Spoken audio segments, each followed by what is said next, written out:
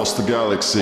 This is where conspiracy on the wild side meets the perspective of a lifetime. This is the Free Zone with your host, Freeman. Hello and welcome to the Free Zone. Well, where is the path to the paradigm shift? I mean, is the greatest lie we've ever been told that we are helpless and unworthy? Does science have the answers that we need? I mean, really, how much do we need to unlearn? Heisenberg, Schrodinger, Oppenheimer, and others all found mystical realms through their scientific pursuits. When one looks at society's troubles today, you still believe that elected officials will come in and shift the paradigm for us. Our future is not written.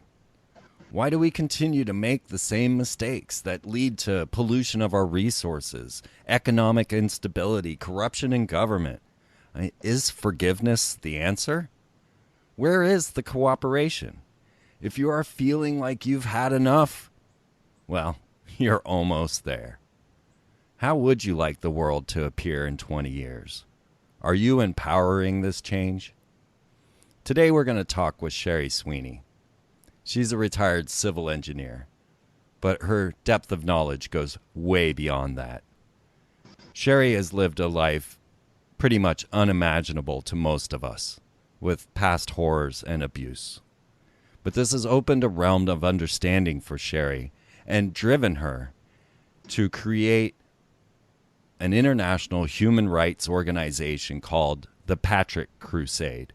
Patrick stands for People Aligned to Replace Injustice and Cruelty with Knowledge. And we are going to talk about reform in all its shapes and forms today when it comes to the self. Sherry Sweeney's website is keyholejourney.com. So please welcome to the Free Zone, Sherry Sweeney. Hi. Hi, Freeman. It's fantastic to be here. Thank you for inviting me. I was really looking forward to talking to you after our discussion that I had with Jerry Marzinski. And you two have a bit of a past, right? We do. We've known each other about 20 years, and he's been working in the mental health profession for all those years. And he came to me while I was heading up the Patrick Crusade, and he had a computer program that he wanted to use for rehabilitation for people who were addicted to drugs and alcohol. And so he was looking for an organization that would sponsor him by way of putting his information up on their website. And so I said, sure, I'd be happy to do that. So we worked together for many months just putting that together. And then I had a conference to go to, and I invited him to come to Alabama, is where I was working at that time. So he showed up, and we met personally, and I invited him to give a presentation to the group of his program. And so our friendship just kind of took off from there. So about 10 years into knowing him, he would write to me emails about his, I had an interesting patient today. He wouldn't give me the names or anything, and one of them, he was talking about that he wondered if the voices that his patients were hearing were something other than the brain. And I wrote him back. I said, oh yeah, they are. They're dark entities that are invading the brain.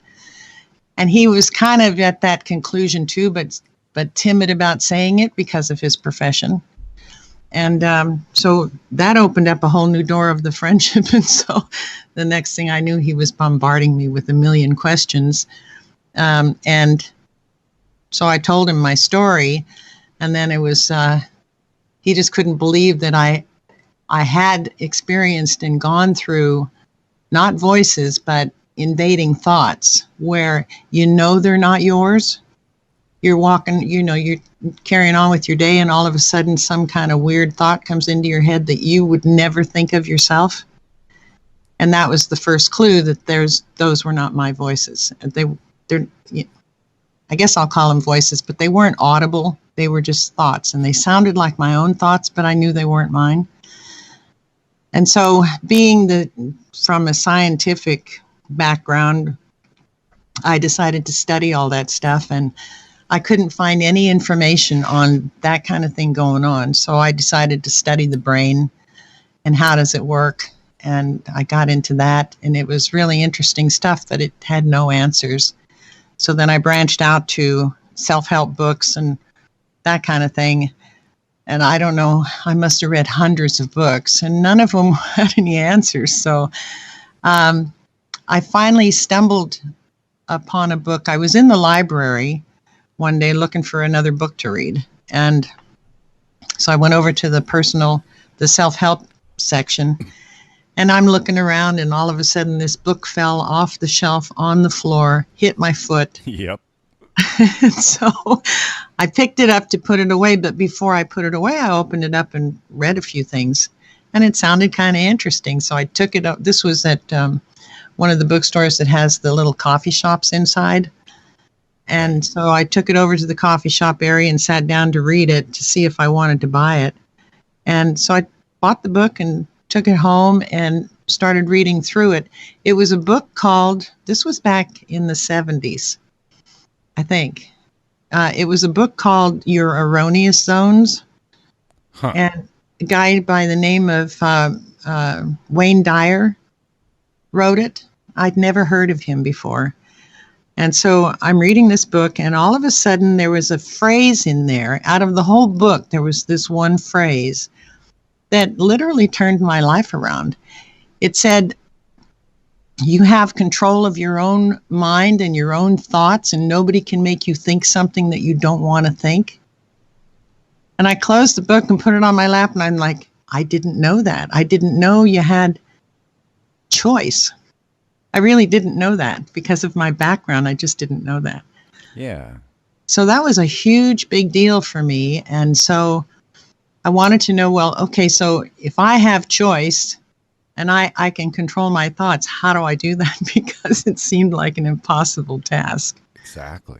Yeah, so that's kind of how I got to where I am now, of eliminating those thoughts altogether, and recognizing them as invasion thoughts, entity thoughts. And now today I know that they're actual beings, conscious beings. We can't see them. But if you look back in some of the ancient texts, you see some of the traditions where they're called jinn, they're called archons, they're called demons, and that kind of thing. It all starts to make sense. Yeah, let me throw in there a strange coincidence as well, a coincidence that happened to me dealing with a book that in preparation for this show. Okay. It kind of shocked me because I like to dig things out and maybe just kind of suck up some stuff through osmosis. Although I have read all these books, I was just skimming for preparation and thoughts and things. And I pulled out Stanislav Grof, and he is an MD, one of the chief psychiatric research in Maryland back in the 30s. And he's done work on LSD and other psychoanalysis works, and went beyond the brain, which is the title of the book, trying to understand consciousness, birth, death, and transcendence in psychotherapy. So I'm going through the Beyond the Brain, and I also grabbed another book, The Holographic Universe, which was written by Michael Talbot. And I was flipping to the chapter on psychoanalysis to kind of, again, get prepped for the show. And, of course, the first thing that I see on the chapter of the holographic model of psychoanalysis is a quote from Beyond the Brain from Stanislav Grof. Oh, wow. Talking about the psyche being essentially all of existence, and how powerful the mind really is, and how this fit into the holographic universe. So I kind of had a similar coincidence just pull together, And in the book on the holographic universe, it was talking about Carl Jung kind of coming to this realization that the hallucinations that his patients were seeing were from ancient scripts, from the ancient past. And so he knew that there was no way that his patient had ever come across some ancient Sanskrit writing that discussed the hallucination that the patient was seeing, which was actually a penis coming from the sun. And when he wiggled his head back and forth, the penis would move on the sun and cause the wind to blow. Carl Jung, then digging into ancient Sanskrit documents, found that there was a ritual that could be performed to open your mind to these type of hallucinations, and it was described as a tube coming out of the sun that would wave, and if you moved your head, it made the wind blow. Wow. So there are these archetypal forces that have transcended all time, the entire universe, and our mind is the conduit to make this manifest, right? Exactly. And I didn't know about that story. I read the holographic universe, but I didn't remember that part. But yeah, these entities, I call them entities. Other people call them different things, but I'll just call them entities because that's how I perceive them. I perceive them as living beings who invade our minds, and their primary purpose is to trick us into feeling negative about ourselves, about the world, or anything else, being in fear and every other level of negativity above that, until you get to the middle part and start going beyond that into love. That's not, they're not interested in that. They're only interested in the lower realms of negative emotions, because when we're energetic beings, we're frequency beings, right? And so when we're in a negative thought pattern, we're actually putting out a negative frequency. And in my experience, that is their food. So they're siphoning this stuff off of us, but they can't produce it on their own. They have to trick us, humans, into having that frequency being sent out from us. I mean, that's what's going on. Are you familiar with the term maladaptive daydreaming? Sort of. So I find that a lot of people are finding these negative thoughts through that way. And basically, my understanding of maladaptive daydreaming is expecting the worst, always. Oh, okay. And so you build yourself up into this whole frenzy. You are now approaching your situation as if you were already in a conflict that didn't yet exist. Because of your maladaptive daydreaming, you've already thought out the very worst possible scenario and believe it's the case. Yeah, and so you're believing it's the case, and 9 times out of 10, that never happens. Never. It never. Yeah. So, you get yourself up into a frenzy, and this is not coming from the individual. This is an implant, because humans are not naturally negative beings. We are naturally very positive beings, and the only reason we're seeing any negativity today on the planet and for thousands of years in the past is because we've been invaded, literally, by these beings who have implanted these ideas into our heads. And they sound just like our own ideas. They sound just like our everyday thoughts. So most of us think, this is real. This is what I'm thinking. This is how I'm feeling. And it's not. It's a trick. That's the big rub. It never was us. Right. Well, So okay. these maladaptive daydreams, I get that. And we call it worrying. So worrying has never done anyone any good whatsoever. I have a story to tell. My eldest son, the very first time he joined the Navy when he was 18. That was, his father wanted him to join the Navy. So it was his very first time to go on a submarine. And so he called me and he said, Mom, I'm getting ready to go on my very first submarine trip. We'll be out to sea for 3 months. And I said, well, stay safe. And, you know, if you paid attention in all of your classes and everything that you've been going through, I know you'll be okay. And he said, aren't you going to worry? And I said, no, I don't do worry. He said, well, then you must not care. And I said, no. Right.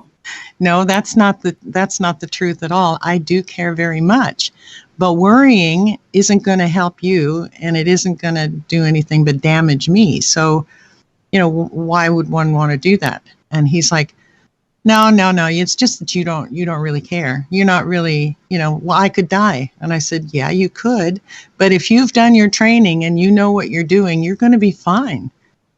And he's like, oh, okay. Well, he didn't quite get that. It took a few more conversations for him to finally get that point. Yeah, it makes people think that so people feel as if they worry about things, if they take on all the world's problems and rest them on their shoulders, that they're actually doing something positive for the planet and themselves, and believe that all of this anger and despair and all of it is necessary for them to take in on their soul in order to progress and shift the paradigm, which is completely opposite of what they probably should be doing. Well, it's a lie. It's a lie that they've been fed, that they've swallowed up. And so when they're doing this, believing this lie, they're putting out this negative frequency and it's getting siphoned up. So yeah, I told my son, I said, if I thought that worrying about you would help you, I would worry myself to death. Right. But it doesn't do that. It doesn't do that at all.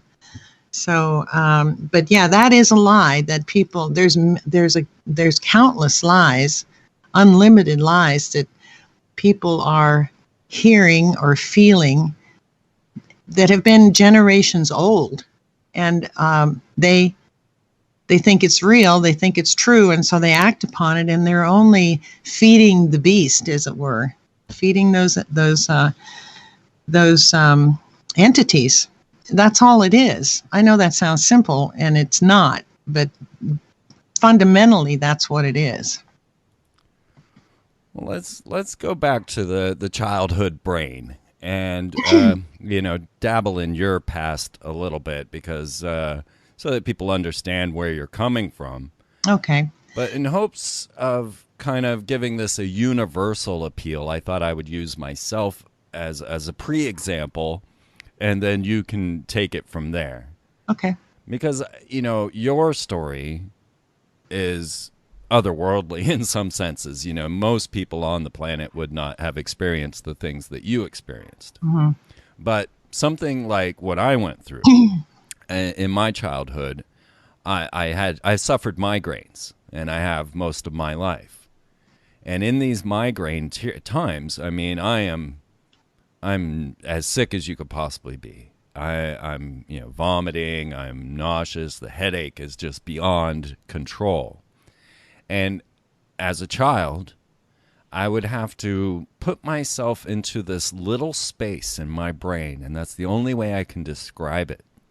And I was safe there inside of that little space in my brain, and basically was in transcendental meditation for hours upon hours as I suffered through the migraine. Now, in that little space in my brain, I felt none of the nausea, I felt none of the pain, but if any moment my consciousness attached to my body, boom, it was there. It was back in, and I would have to try to work myself back to that little spot in my brain where I could hide away from this pain. So this is kind of a universal explanation of what your story is, a massive example of. This is a minor example of how the mind will protect itself by going in, and I can't explain where I went or what I did, but I would go to this place, and there I was safe, and there I felt no pain. And as long as I remained there in this transcendental meditation state at 6 years old, I would not have to suffer the consequences of my body. Mm-hmm. Mm-hmm. Yeah. That's a perfect example of just how powerful our minds are, even at that age, and maybe even especially at that age. But I experienced something very similar to that in leaving the body to escape pain. And so as a child between the ages of 3 to 6, my father was enamored by the Japanese torture methods of World War II. And he did a lot of study on it. He talked about it all the time. And one day, I think I was about 3, one day he asked me, he said, I need to run some tests on this stuff to see if it really works the way they're saying it works. And would you help me? Well, I'm like, sure, Daddy, that'd be great. I didn't know what I was getting myself into. And so what happened was that he would put on his lab coat and get his clipboard, and he had certain things he wanted to try, and he started out slowly. But he used me as his test subject for all of these torture methods. And so the very first one, he said, was the easiest one. And it was putting my arms out to the side, and he put a glass of water in the palm of each hand. And he said, just hold that until I tell you to let your arms down, and don't spill a drop of water, or the consequences will be really bad. And so I'm standing there holding water, and you know how that is, especially if you can imagine as a 3-year-old trying to do this to help Daddy, right? And those glasses of water started getting heavy and heavier and heavier and heavier, and pretty soon I thought my arms were going to break. And I started crying out can we stop? Can we stop? It's hurting, and so on. And he's like looking at his watch and saying, no, not yet, not yet. And so that was the very first one. And that wasn't so traumatic, but you got to remember that at that age, that was the only thing I ever knew. So this just seemed like normal stuff. I was helping Daddy, and it hurt, but that was just the way things were. I didn't know that there was something different. So I wasn't going through any of that kind of trauma. So, but yeah, so the experiments graduated to more and more complicated. And so when they got to the point where they were just intolerable, I accidentally left my body. And I ended up in a place that was like it was like a garden. It was like a meadow in a kind of a top of a hill or a mountain. And it was beautiful, peaceful. There was no pain, nothing. And so I'm standing there feeling good and looking at it. So it was such a pretty place. It just felt like home. And so here comes this Indian chief riding on a paint horse coming toward me. And he comes toward me, he swoops me up onto the back of him on the horse, and we rode off into safety. Well, that ended up being the place that I went every time there was a physical or a mental trauma going on. It just became, just a thought, and I could be there. And so that really demonstrates the power of the mind and what we can do just by thinking about it. At that time, I wasn't thinking about it. I would just go there automatically. Well, I find the body will just put aside pain or even discomfort. I mean, something as simple as needing to urinate. And your brain will just set it off to the side until all of a sudden you're like, oh my God, I got to go. The brain just has a way of ignoring the things. I mean, so often we're in pain, but our body is blocking it from us, and yet there are still effects. Yeah. Well, my effect, I mean, I can tolerate quite a bit of pain, and I notice that some people do a whole lot better than I do, and some people do a whole lot worse. So I'm not sure what that's all about, but I think when it gets to be too bad, we do tend to escape, and as children, we're really good at doing that. So the thing is, when you're a child, between I don't know how many people know this, so I want to explain this, because the things that go on in our mind, there's a reason that they happen the way that they happen. So between the ages of 0 to 6 or 7, we're in kind of a they call it the theta state of mind, and so that's kind of like a hypnotic state of mind. And we're in that state of mind during that time. So that what that means is that everything we see or hear or experience is basically like a tape recording, a videotape recording. And so we're just taking it in and taking it in. We're not judging if it's right, wrong, or indifferent. We're just taking it in, but we're taking it in as though it's true. So the information that we're getting is going into our subconscious minds, right, for those first years of our lives. Can I give an example of that, Sherry? You bet. Because, I mean, this is the silliest thing, but it's something that I always remember on how we are influenced. And just from my own thing, it was, I believed that you had to slice Irish Spring soap in order for it to work. Yeah, that's a crazy example, but that's the way, and you actually believed that to be true. Absolutely, without question. I would have to get out the knife and go cut up my Irish Spring in order to, because if the folks don't know, the old Irish Spring commercials show them slicing through the soap on the commercial. Okay, that's where you got that. And so when I saw that, obviously you got to slice Irish Spring in order to use it, right? And that's, our brains, we can't discern between, reality and non-reality when you're between the ages of 0 and 6.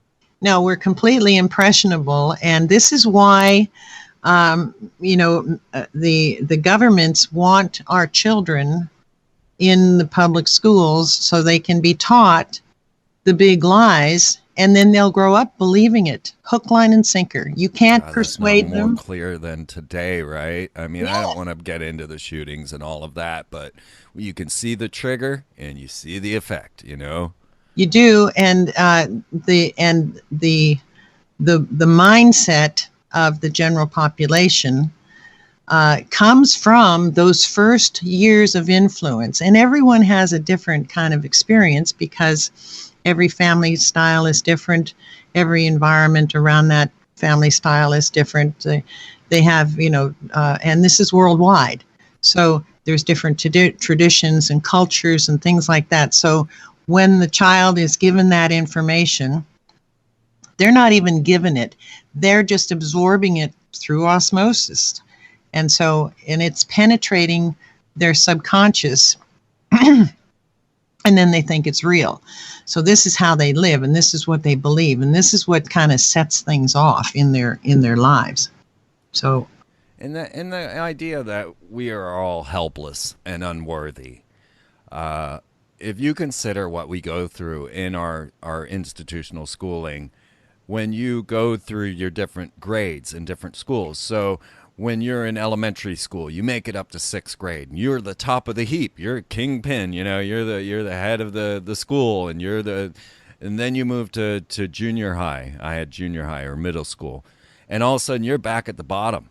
You're back at the low man on the totem pole. Now you're unworthy. Now you are helpless and just trained to be unworthy, and then you build yourself up to the top of that power cycle again, and you're at the top. Now you're in 9th grade, and you're looking down at all the 7th graders, and then boom, you go to high school, you're back at the bottom again, and over again. I mean, from you describing what you did at 3, holding these hands and holding the glasses, to getting through the grades of the institutional school, I feel like I'm watching an episode of Survivor. Yeah, pretty much. Never watched this, but the key word that you said is training. or that you've been trained, and we were trained. Each of us was trained to be a specific way, not on purpose necessarily, and not maliciously necessarily, but just because that's how it's always been, generation after generation after generation. And so this is how traditions start, and this is how phobias start, and discriminations start. And I mean, because the silliest thing in the world that anybody's ever put on us is that the difference of our skin, the difference of the color of our skin, actually makes a difference in who we are. It makes no difference in who we are. You've probably thought of this too, or know this yourself, that these are just our earth suits, because we're actually spiritual beings, but we don't know that. More and more people do today, thank goodness, but actually we don't really know that until we get to a particular point in our experience to where we start to realize that, wait a minute, we're not really physical beings. We're actually spiritual beings, being in these spacesuits but we're on Earth, so we'll call them Earth suits, right? Or meat suits, whatever you want to call them. But so the whole idea of implanting discrimination into young people, and they grow up believing that it's true. So this is how we get to where we are today. So the thing is, during our everyday lives, 95% of our life is running on subconscious. Well, the subconscious is that video recorder that got all that wrong information in the first place. So that's how we normally are, because we're running around not thinking about things. 95% of the time, we're just working on automatic, like driving a vehicle. When you first learn to drive a vehicle, you're paying attention to every little move so you can learn it. And once you learn it, you can drive down the road and have a conversation and listen to music and, not even think about all the things that you have to do to make that vehicle run. So that's the subconscious working on that. That's that 95%. So, and until something happens to disturb that, you don't really consciously think about it. So some of the books I've read focus on living consciously rather than unconsciously. So that ties into exactly what I'm saying here about the programming we get when we're so young. We don't know any better. We don't know it's programming.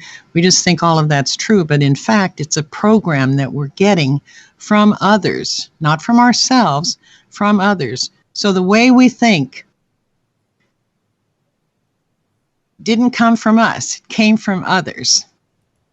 Came from your school, your parents. That was the next question, really, where do our thoughts come from? Oh, well, that's a really good question. The 95% of thoughts come from others, and those thoughts that came from others, they experience the same thing. They got their thoughts from others on down the line over the generations. And this was what we would call a paradigm. Yeah. And paradigms shift. And we're due for a paradigm shift, and I really think that that's where we're headed. And I think that that's why an awful lot of this information that we're discussing today is coming out, and more people are starting to listen, because even 5 years ago, you started talking about this kind of stuff and people were like, you're just too far out there. I can't hear you. I don't even want to hear you. I mean, this is just ridiculous stuff. But people seem to be more open to at least considering that some of this stuff might actually be true. And the ones that actually consider it and try some of the things that we'll be talking about later, they notice that their lives do change, and they get rid of their negative thoughts. And, it's a thrilling moment to know that you actually have control over that. But I wanted to get back Please. To this 95% part of our lives that we live through without even thinking about it. It's like it is that videotape recorder programming that we got. It's a literal mind control programming. It wasn't necessarily on purpose, like I said before, but they're still there, and they're still operating our lives. And so the only 5% of our lives are from the conscious mind. And so what we need to do today is switch that around so that we look at those 95% of our lives' thoughts, decide which ones we don't want, and then change it. And that's doable. That was the big revelation you had when Yes. you got into your erroneous self. I did. Yeah, my erroneous self for sure. You know, my whole, I went through the mind control from the experiments, but then I also had all this other programming that came in at the same time. So when I saw myself doing, having knee-jerk reactions to things that were completely overboard, and I started getting to the point where I noticed that that was going on, and I also didn't seem to have any control over it. And so someone would say something innocent, and I would completely overreact and go, you know, just kind of fly off the wall with either having my feelings hurt or being angry or some kind of wild way of dealing with what they said that had nothing to do with what they said. So This could be an effect of post-traumatic stress disorder, right? I think so, yeah. And so I realized that I saw that that's what I was doing, and I wanted to change that, and I didn't know how. And by the time I came across that one book that said I have control over my mind and what I'm thinking, then I thought, okay, so the books that I had read on how the brain works didn't help. So maybe this will. If this is true, then maybe this will. And then as serendipity would have it, because I think universe is hearing us all the time and saying, okay, well, this person's really serious about this. So here's this little nudge, or here's this little gift. Hey, take that to heart, folks. I'm just telling the listening audience, take that to heart, folks. The universe is speaking to you. And I will stand strong saying I have never gone looking for any of this information. It came looking for me. Exactly. So that was a very critical point you just made, even though it sounds so simple. The answers are trying to find us. Answers are trying to find us because their answers are in the universal mind. And so, because the mind, is not in the brain, like a lot of scientists may think. So we're living within universal mind. And so when you're serious about doing something or making a change, especially when it's a change like what we're talking about here, you will receive something that will help you along your way. And it comes in all different forms and fashions. Mine was, I was working for an engineering construction firm at the time, and I was asking these questions internally because it wasn't something I wanted to talk to anybody about. And then all of a sudden, one day, my boss came to me and said, we just got a contract that's going to require some of our staff to know computer programming. Would you be interested in taking a class on computer programming? I said, oh, sure, I'd love it. So I'm in there taking computer programming classes. And as I'm doing that, I'm seeing the correlation between how software is programmed and how our brains are programmed. And so kind of the if then go to this. Exactly. So I thought, if a computer can be programmed to do something, then maybe I could reprogram my brain. That was my first thought. And so I thought about that for quite a little while. And then I got to realizing that, if I were to try to rewrite the code in my brain, that's almost an impossible task because there's too many and I don't know where they all are. And, I don't even know how I would start doing that. And then I thought, well, I need to find something that's simple, because you can't go, if you're going to do something like what I was proposing to do, what my theory was, my theory was that, that if I could reprogram my brain and use, use a different part of my brain to change things, then maybe the other part of my brain, if I wasn't using it long enough, it would atrophy and then it wouldn't be able to work. That was my theory. And so the idea of reprogramming my brain, I thought about that for a long time and couldn't figure out how to do it. And then while I was thinking about it one day, all of a sudden, I get this idea. It came out of nowhere. Why don't I just think of something really simple, some kind of key phrase to remind me that this is what I'm doing. And so I came up with a key phrase. I have to back up a bit and talk about these entities again. So, because it all ties together. So if I get a little scattered, just reel me back in. That's all right. Bring it on home. So I needed to find a key phrase, something simple that I could remember in the midst of, being bombarded,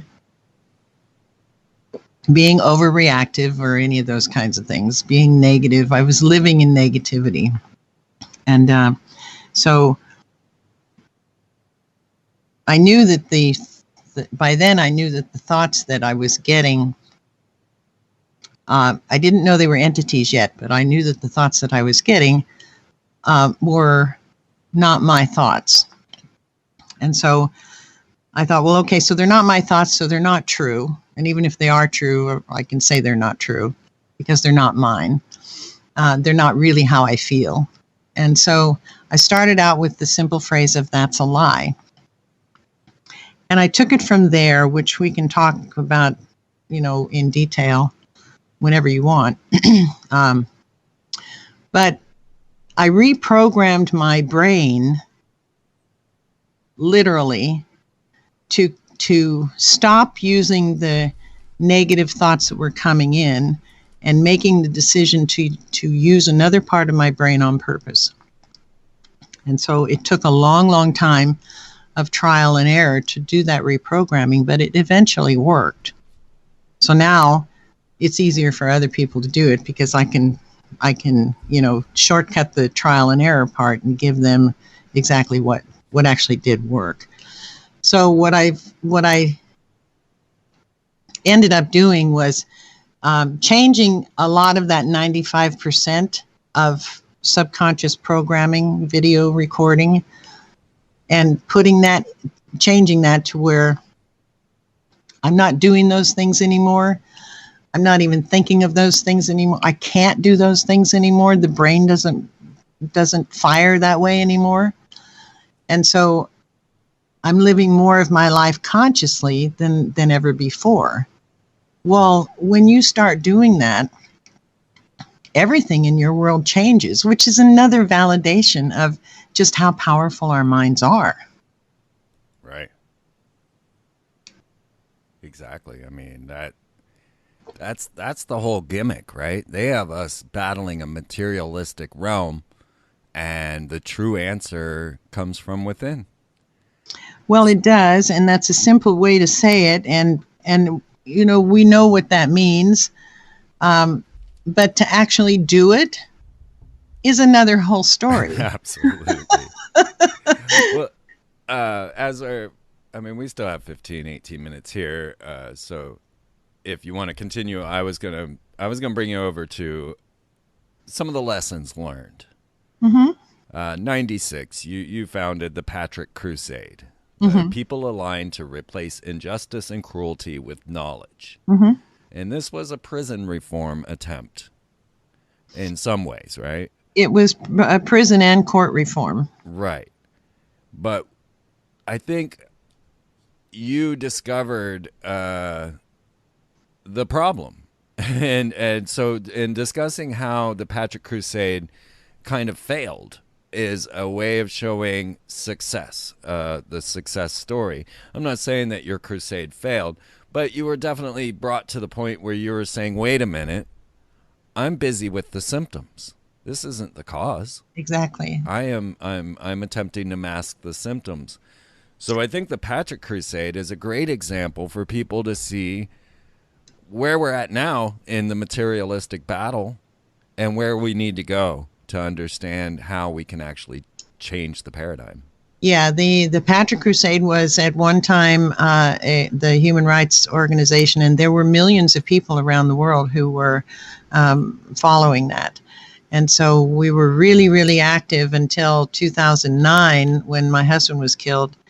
And when that happened, I took a good hard look at the work that the Patrick Crusade had done. And we'd done some really fantastic things, don't get me wrong. I mean, we helped an awful lot of people.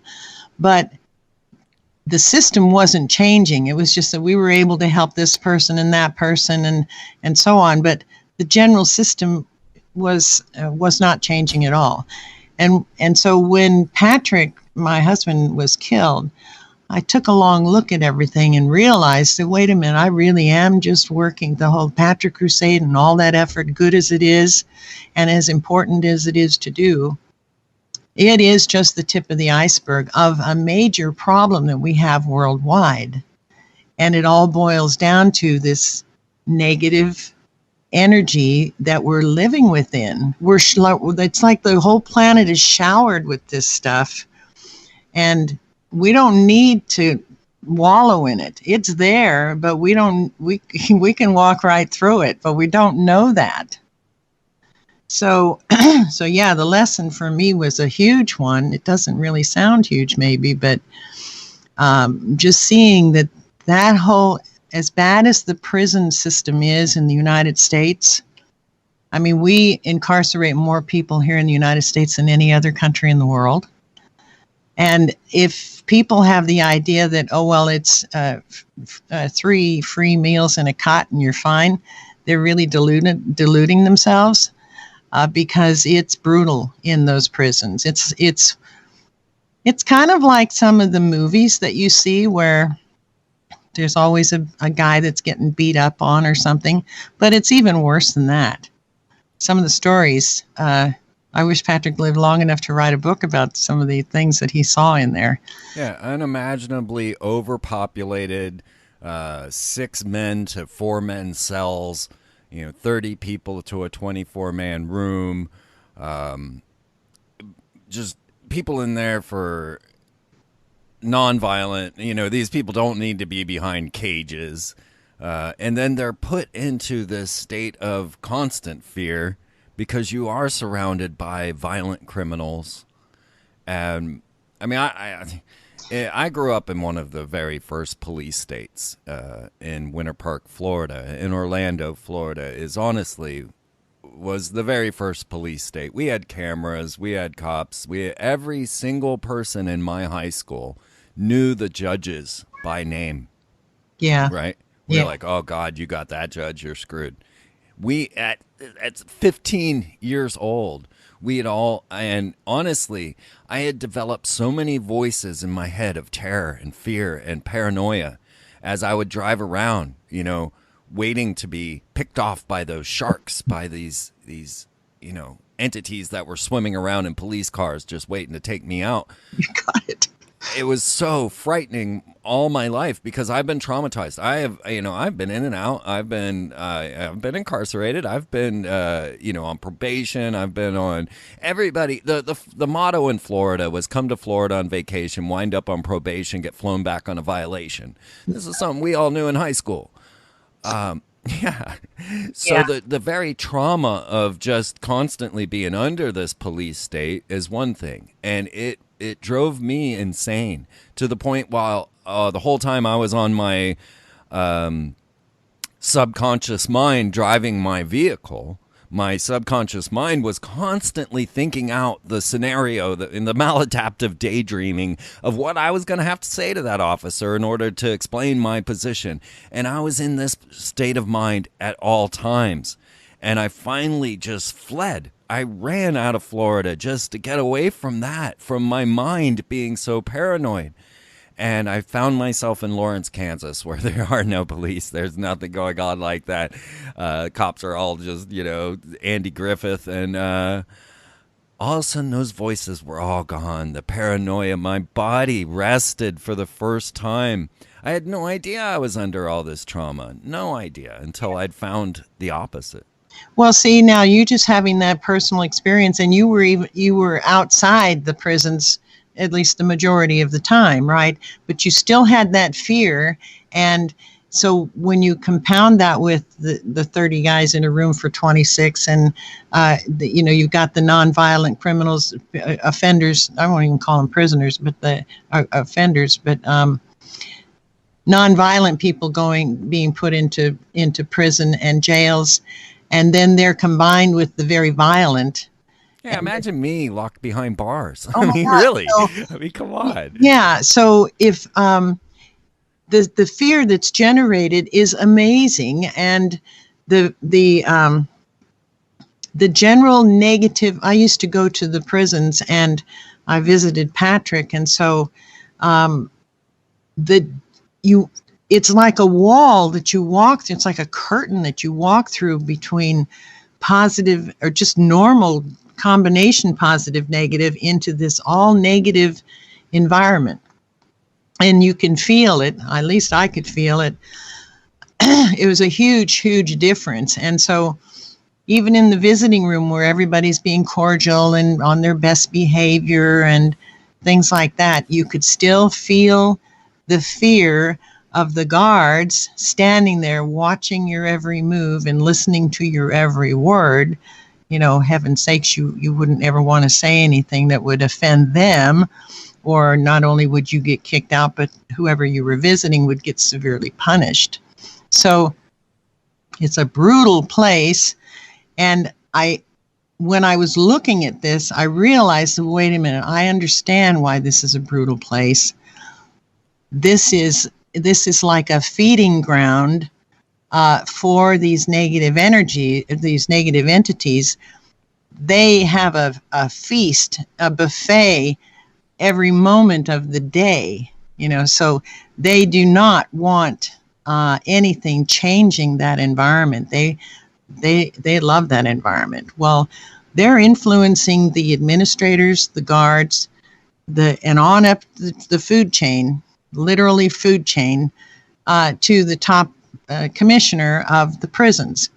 They're all influenced on one level or another by these entities to not make a change in that prison system. Give you an example. The program that Jerry Marzinski introduced to help people who were addicted get off of it, he and his wife developed it so that it was virtually free to operate, so no cost to the prisons. He programmed it so that it would run off of really old throwaway computers, so that they wouldn't have to go buy new computers, and those could just be donated. And it was a program that the prisoners could not infiltrate or hack or anything like that, so that they would actually benefit from it. And so when the prisons found out just how well this program was working, they pulled the plug. They didn't want that program in there. Wow. Now, if it hadn't been doing any good and just costing a whole bunch of money, they probably would have let it through. Right. See, they don't want improvement. Now, there's always exceptions to that rule. In everything that I say, there's always an exception where maybe there's a prison somewhere on the planet that's actually helping people, rehabilitate from whatever it is that they did to get there. But you don't see it here in the United States. At least in every state that the Patrick Crusade dealt with, we never saw that. There's no reform. I mean, nobody's trying to make these people better people. No, the recidivism rate is, I forget now, I think it's like up around 65 or 70%, where people get out of prison and 65 or 75% of them are back in within 2 or 3 years. Right, because we're not shifting the problem. We're not trying to find the answers here. We're dealing with symptoms. And if you get into works like David McGowan, may he rest in peace, poor guy. I hate that we lost him. But David McGowan, who you can listen to on this show, discussing the satanic ramifications of the prison and court systems. Exactly. And, I mean, that book will scare the life out of you. Yeah, unless you've been there and know that that's true. I mean, I don't know how much time we've got left, but I know that on Patrick's case, we proved him to be completely innocent of the crime that he was in prison for. His was actually, he had been a police officer, and he was your husband that you're talking about. And he was undercover, doing undercover work, and so he got the evidence on 2 high officials in Alabama for drug smuggling and racketeering. And so he turned that into the federal government. They were convicted for those crimes and sent to federal prison for 10 years. Well, when they got out, they set up they actually framed him for a double murder. And we proved, and he was sent to prison for life without parole. If you read the transcripts, and reading transcripts is never any fun, but read the trial transcripts and then reconstruct. We had forensic scientists reconstruct the whole crime scene based on the trial, right? And when they did that, they realized and they proved that there's no way that the crime could have happened the way they said it did in court. These things defy the laws of physics. So it was gross. It was gross. Nobody looked into this right off the bat, and so I started looking into it and really doing some serious digging about it. Came across Universe handed me these forensic scientists. One of them told me that most of his work was with the FBI. He very seldom took private cases, but he saw this case and he called to volunteer to take on this case. Nice. And then another one was a retired CIA guy, and I had always heard once CIA, always CIA, so you don't trust him. But he offered to look into this case, and I thought, well, he can't do any more harm than already done, so go ahead. And so he did, and he went at it from the point of view of proving that he was guilty. And so he tried to prove that he was guilty, and he couldn't. Right. And this is a guy that worked counterintelligence over in Russia during the war. So, he was no slouch, and he was frustrated as could be because he couldn't find him guilty. Well, then that's important, but it's not nearly as important as the 2 forensic scientists finding that it was impossible for him to have committed that crime. So then you look at how the courts did their thing to get him convicted. They're so corrupt. We showed them the evidence of the proof, and they refused to hear it. That's all they had to do. Right. That's totally against the law, but it doesn't matter because it's Alabama. I don't know. But so it didn't matter. The one news reporter who was thrilled about this because it was a breaking news story, she did a story, and then she called me a few days later. She wasn't in Alabama anymore. She called me from somewhere else, and I'm not going to say where, even after all these years. Excuse me.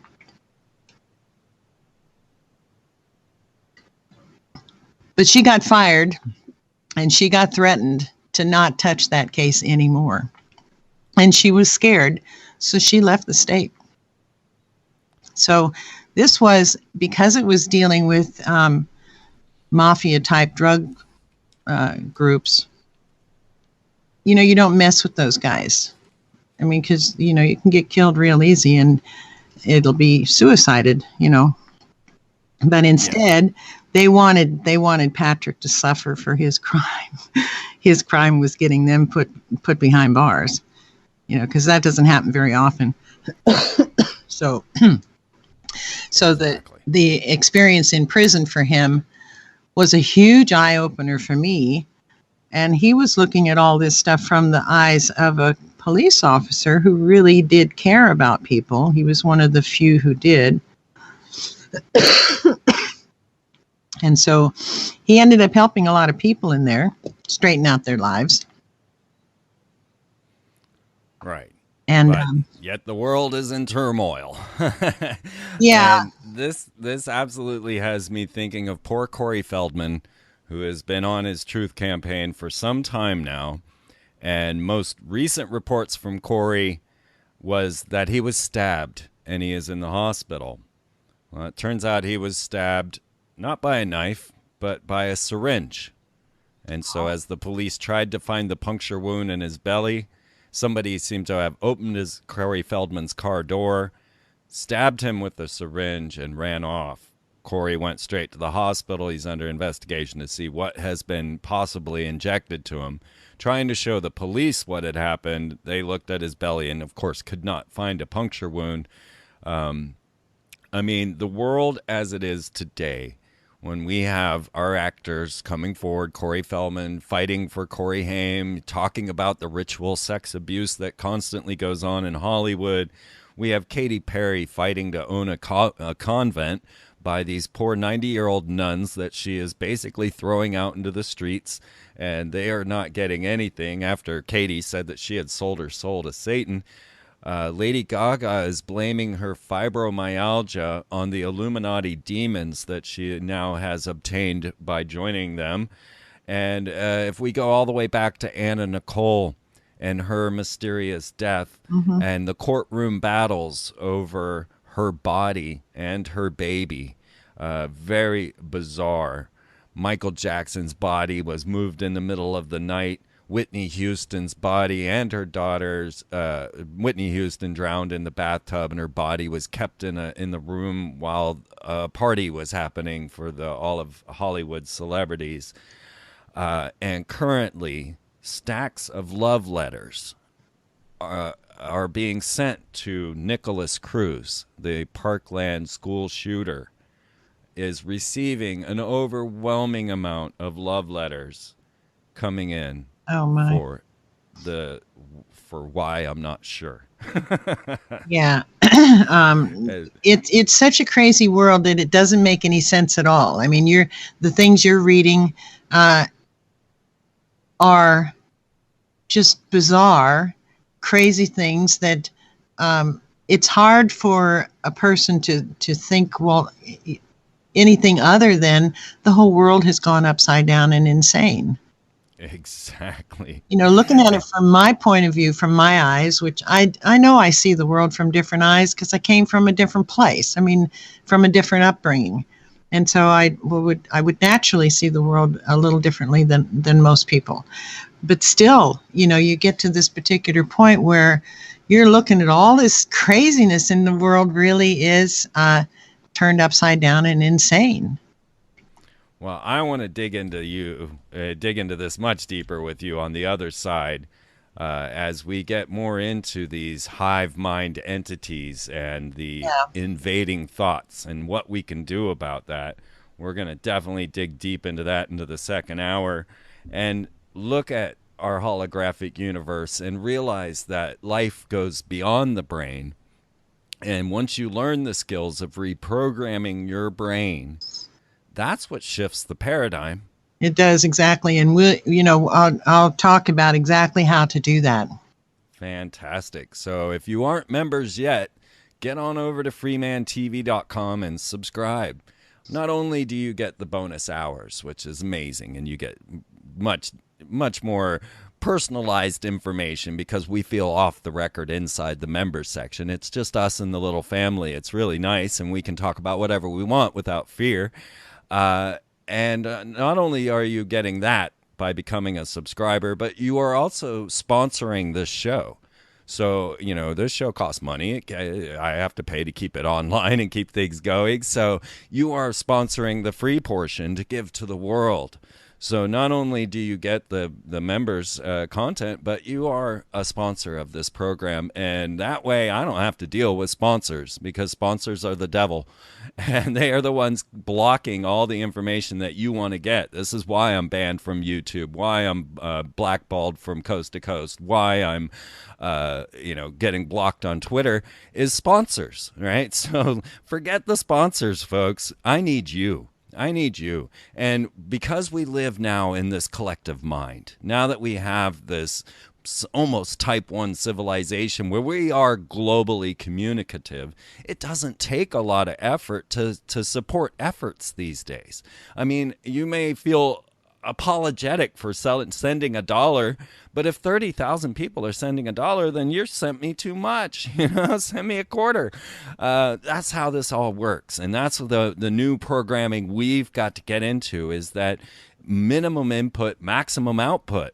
Don't apologize for giving a little amount, because there are all of us putting this together, and it should be easy for all of us to change our world. This is not supposed to be a difficult task, and that's the real key that Sherry Sweeney and I are going to get into, is that it doesn't take all this effort to change the paradigm.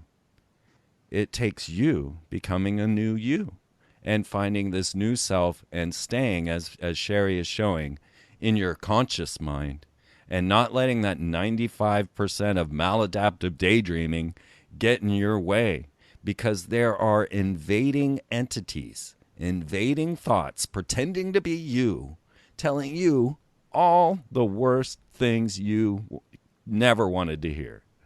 Any final thoughts on that, Sherry? Oh, perfectly said, Freeman. That's you said it really, really well, that they are pretending to be you. I remember one time I asked, who are you? And the answer that I got is, we are you. I'm like, okay, so I'm not a we, I'm an I. That's one thing. So, and these thoughts that I'm hearing or feeling are not things that I would normally think. But they even will say, we are you. So they're morons, really. But we'll get into that later. Exactly. That's you know exactly where I want to go. So get over to keyholejourney.com. This is a long-running website going well back into the 90s, and you can tell by the GIF. I got to give you a little bit of crap on that, Sherry. I'll hook you up with my Alonzo. Alonzo Pichardo is my web host. I'll see if we can't get you up into the 21st century on that.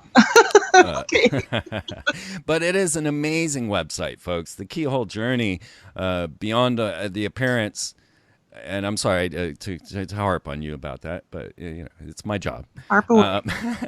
The depth of knowledge that is withheld in this website is just beyond, and you need to dig in deep. There are 11 years of the prison studies. There are deep insights into the archonic minds that are influencing us.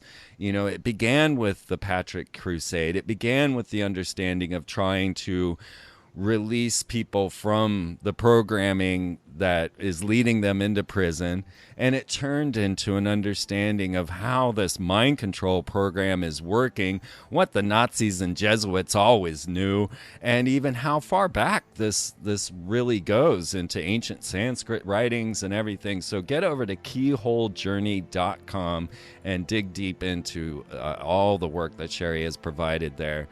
And, of course, you will also find the work of Jerry Marzinski there. So there's even more. And we're trying so hard to understand these hive mind entities that are influencing our thoughts. And now that we're getting into questions beyond the brain and in the holographic universe, we can start to actually put terms to these things. And once you start to understand, that's when the paradigm shifts. It's that simple. It's not going out and battling these entities. So we're going to dig deep into how-to on the other side. So I hope you all will come over to freemantv.com and subscribe and help sponsor this program to get out to all the millions of people out there around the world. Thank you so much for tuning in. And if you're a member, I'll see you on the other side. The rest of you, I will see you all next week.